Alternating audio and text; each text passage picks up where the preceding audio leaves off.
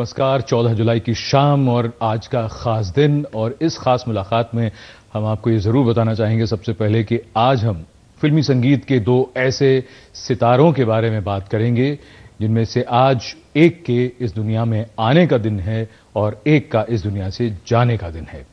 मदन मोहन कोहली, आज उनकी पुण्यतिथि है, और रोशन लाल नागरथ, आज उनकी जयंती है। उनको हम याद करेंगे कार्यक्रम के दूसरे हिस्से में, लेकिन पहले हिस्से में जो हमारे साथ खास मेहमान हैं श्री सोमेन कोले जी, वो एक ऐसी संस्था के साथ, एक ऐसे संगठन के साथ काम करते हैं जो पिछड़े वर्ग, आर्थिक रूप से कमजोर लोगों और आदिवासियों के बीच काम करता है। इस संगठन के बारे में और उसके काम के बारे में क्या खास बातें हैं, सोमेन कोले जी से ही हम बातचीत में पूछेंगे। सोमेन कोले जी, आपका बहुत स्वागत। आपका जो संगठन है उसका बड़ा लंबा नाम है, हम चाहेंगे कि आप उसका नाम पहले तो हमें बताएं, वो संगठन कहां और किस तरह से काम करता है, थोड़ा सा हमें सबसे पहले। इस ऑर्गेनाइजेशन का नाम है तफसील जाति आदिवासी प्राक्तन सैनिक कृषि विकास शिल्प केंद्र। लास्ट 35 साल से वेस्ट बंगाल में इस ऑर्गेनाइजेशन काम कर रहा। मैं 2000 साल से, मतलब 16 साल से इस ऑर्गेनाइजेशन के साथ जुड़े हुए थे जी। जब मैंने काम शुरू किए थे तो अब एक ऑर्गेनाइजेशन के रूप में, ऑर्गेनाइजर के रूप में मैंने काम शुरू किए थे, लेकिन एट प्रेजेंट मैं इस ऑर्गेनाइजेशन का सेक्रेटरी हूं। इस ऑर्गेनाइजेशन का काम है गवर्नमेंट ऑफ इंडिया का पिछले वर्ग के लिए जो काम होता है, खास करके दलित लोगों के लिए, शेड्यूल टाइप के लिए, जहां गवर्नमेंट ऑफ इंडिया का अभी तक ये काम पहुंच नहीं पाया है जी। इस काम को हमारा इस ऑर्गेनाइजेशन का जो सारे 6 जो एम्प्लॉइज है 18 जिला में 204 प्रखंडों में हम लोग काम करता है। इसको हम लोग पहुंच देता है कि किस ढंग से गवर्नमेंट ने हम लोग के लिए क्या क्या सोच के रखा है, क्यों हम लोग इसको अभी तक पहुंच नहीं पाया है, इस काम को लेके हम लोग काम को आगे बढ़ा रहे हैं। सोमेन कोले जी, आपके संगठन में कुछ नाम हैं जिन पर मैं चाहूंगा एक एक करके आपकी तवज्जो कि हमें बताएं कि दरअसल इन सब के लिए क्या फोकस है आपके इस संगठन का। तफसील जाति, आदिवासी, प्राकृतन, सैनिक, कृषि, शिल्प, इन सब पर पूरा फोकस रहता है संगठन का। जरा बताइए थोड़ा थोड़ा हमें। इस ऑर्गेनाइजेशन का नाम जो पहले जो है तफसील जाति आदिवासी जी। कोई स्टेट अगर कोई कंट्री आगे बढ़ेगा तो जब तक हम लोग पिछले वर्ग को आगे नहीं बढ़ाएंगे तब वो आगे नहीं बढ़ेगा, इसलिए इसको नाम है तफसील जाति आदिवासी। प्राक्तन सैनिक जो नाम है इसीलिए नाम है कि इस ऑर्गेनाइजेशन का पहला नाम था कृषि विकास शिल्प केंद्र, लेकिन इस ऑर्गेनाइजेशन को जनरल डायरेक्टिव बना के जिसको अवार्डी बनाया था 1979 में, उसका नाम था अतुल कुमार चक्रवर्ती जी। उन्होंने एक्स आर्मी था, उसको नाम को आगे रखने के लिए इस ऑर्गेनाइजेशन का नाम है प्राक्तन सैनिक, मतलब तफसील जाति आदिवासी प्राक्तन सैनिक हो गया। कृषि विकास शिल्प केंद्र इसलिए हुआ है, पिछले वर्ग मतलब गांव के क्षेत्र में तो कृषि के ऊपर डेवलपमेंट होना ही चाहिए। इस पूरा सोच के इस ऑर्गेनाइजेशन का नाम है तफसील जाति आदिवासी प्राक्तन सैनिक कृषि विकास शिल्प केंद्र। अब ये बताइए, आपने बताया 204 प्रखंड हैं, 18 जिलों में आपका जो संगठन है वो काम करता है। खास तौर पर कौन सी जो योजनाएं हैं सरकार की, खास तौर पर भारत सरकार की किन योजनाओं को लेकर आप लोगों के पास जाते हैं और लोगों को जोड़ते हैं उन योजनाओं से? अभी जो हम लोग काम कर रहे थे या कर रहा हूं और अगले दिन भी हम लोग करेंगे, ये है बेटी बचाओ बेटी पढ़ाओ, स्वच्छ भारत अभियान, कौशल विकास अभियान। इसके तहत पे हम लोग काम कर रहे थे।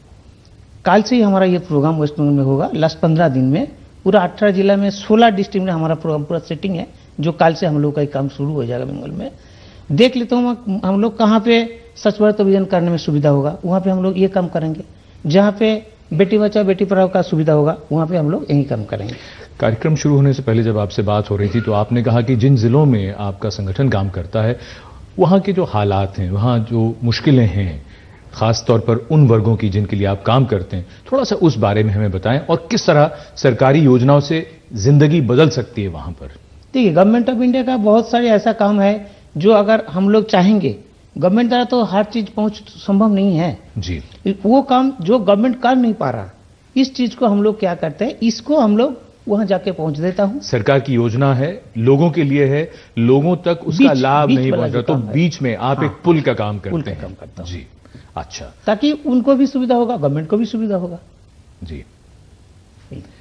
एक और बात, आपने कुल कितने कार्यकर्ता हैं आपके संगठन में? 6,500 एम्प्लॉइज है इस ऑर्गेनाइजेशन से जुड़े हुए। अच्छा, तो किस तरह का काम ज्यादा रहता है? लोगों को जाकर जिसे कहते हैं उनको शिक्षित करना, एजुकेट करना कि सरकार की ये योजना है, या आप किस तरह से अप्रोच किस तरह से करते हैं लोगों को? अप्रोच करता है कि देखिए यहाँ पे गवर्नमेंट का ये प्रोग्राम है, ये हम लोगों के लिए सब कुछ है, लेकिन इसका पूरा जानकारी आप लोगों के पास नहीं है। अगर आप लोग इस काम को करेंगे तो आप लोगों को फायदा होगा। आप लोगों का फायदा मतलब आप लोगों का फायदा होगा, गवर्नमेंट को भी फायदा होगा।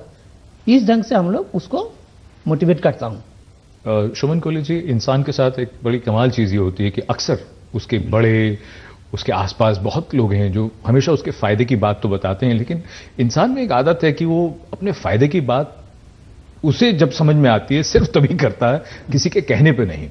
अब तक कितना आपका क्या अनुभव रहा है, लोगों तक सरकार की योजनाओं को लाभ पहुंचाने में आपका संगठन कितना कामयाब हुआ है, सफल हुआ है? 34 वर्ष से ये संगठन है आपने बताया, और 16 वर्ष आपको भी हो गए हैं। क्या अनुभव है और आने वाला भविष्य कैसा है? देखिए, जो पिछले हो गया उसको हम उतना बोलेंगे नहीं, लेकिन अभी जो है छोड़ दीजिए। जो हम लोग जो जुड़े हुए, क्यों जुड़े हुए? हम लोग हुए तो कुछ मकसद है, नहीं तो क्यों हम लोग काम करते हैं? ठीक है। जिस इलाका में काम होता है उस इलाका को डेवलपमेंट होता है, सब कुछ होता है, लेकिन हम लोगों का जो 6.5 एम्प्लॉइज उसको क्या होता है, इसको लिए भी हम लोग को सोचना है। ठीक। तो अभी जो हमारा जो मोदी जी का जो गवर्नमेंट चल रहा है, उनका जो सोच है पिछले वर्ग के लिए, दलित वर्ग के लिए जो सोच है, तो वो सोच बहुत बड़ा माफ को जाएगा, चला गया। तो इसलिए हमारा जो उम्मीद है कि जल्द ही हम लोग जो इस ऑर्गेनाइजेशन के साथ काम कर रहा हूं गवर्नमेंट ऑफ इंडिया का, वो काम भी बहुत आगे बढ़ेगा, और हम लोग का जो यह भी एक जगह है लाइव बनना, वो भी हम लोग को जल्द से जल्द वो पूरा हो जाएगा। जी, शोभन कोहली जी, आप यहाँ आए और अपने संगठन और अपने कार्यों के बारे में आपने हमसे बातचीत की, आपका बहुत धन्यवाद और बहुत शुभकामनाएं। ये संस्था भारत सरकार की कल्याणकारी योजनाओं का लाभ लोगों तक पहुंचाए, उन्हें बताए, शिक्षित करे, जो अब तक इन योजनाओं के लाभ से अगर दूर हैं तो उनको ये लाभ मिले। आपका बहुत धन्यवाद यहाँ आने के लिए।